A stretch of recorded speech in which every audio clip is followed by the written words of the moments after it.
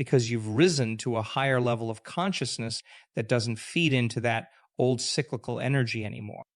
So I invite you to embrace this practice wholeheartedly. Approach it with patience, commitment, and even a spirit of playfulness. See everything that life puts in front of you as an opportunity to stretch and strengthen those imperturbability muscles. And keep reminding yourself that you are the one with the power to choose your state in any given moment. The eating journey isn't always easy, but let me assure you, it is worthwhile. Because on the other side is a life of freedom, empowerment, and deep inner peace that is truly priceless.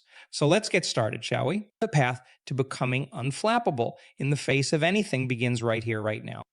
One of the core principles we need to embrace is the understanding that nothing that happens to us is inherently good or bad.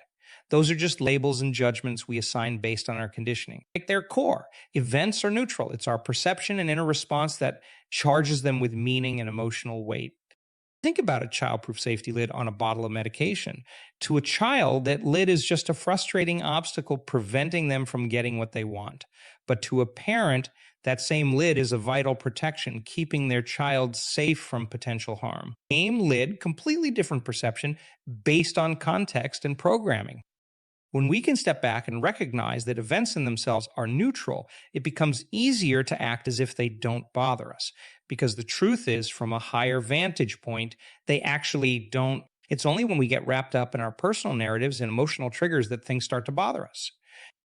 Now, I'm not suggesting we become emotionally numb or disconnect from our humanity. Emotions are a natural part of the human experience, but we can learn to relate to them in a different way as temporary guests rather than sticky long-term residents taking up space in our psyche.